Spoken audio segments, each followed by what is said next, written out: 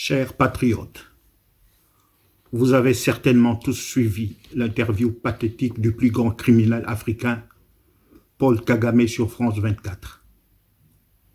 J'ai eu envie de dire, encore une fois, jusqu'à quand ce Rwandais de Paul Kagame continuera-t-il à nous narguer?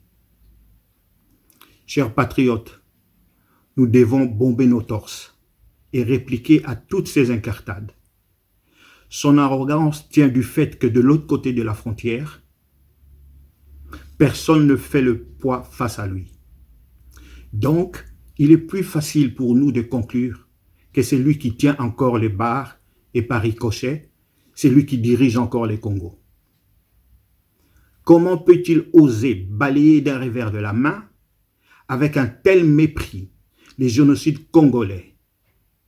Dans d'autres cieux, ce genre de déclaration aurait abouti à une rupture des relations diplomatiques. Mais du moment où les hommes politiques congolais et les collabos patentés se concentrent de plus en plus sur les profits, la mangeoire et que sais-je encore, rien de bon ne sortira de ces pays. Kagame, sentant sa fin probablement s'approcher, s'en prend sans vergogne à notre prix Nobel, le docteur Denis Mukwege, en les dénigrant continuellement, feignant d'oublier que lui-même, Kagame, est les produits fabriqués par les différents lobbies. Il se ridiculise et les sourires en coin des deux journalistes intervieweurs en disaient long. Chers patriotes, bombons nos torses. La solution pour la libération de notre pays viendra de l'extérieur, c'est-à-dire de la diaspora. Soutenons nos frères, ceux qui sont sur le terrain et qui partagent la même vision que nous.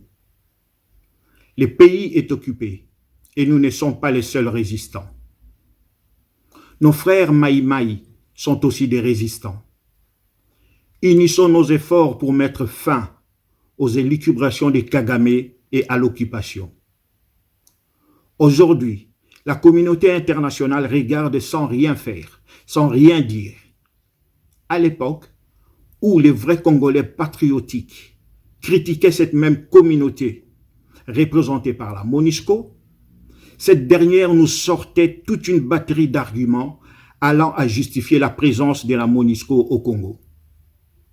Maintenant que leur roi télé africain condamne la même communauté, silence radio.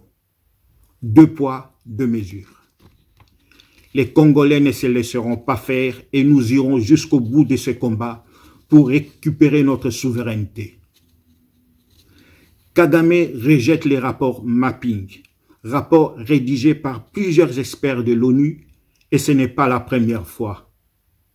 Il pense peut-être, et à tort, qu'en vociférant et qu'à force de claironner ces inepties ubwenge se transformerait en vérité. Que nenni. Ce rapport mapping n'a pas attendu la consécration du docteur Mukwege pour incriminer Kagame, qu'on se les tienne pour dit. Chers patriotes, pour terminer, l'ignominie affichée par Kagame démontre que l'homme n'est plus à l'aise.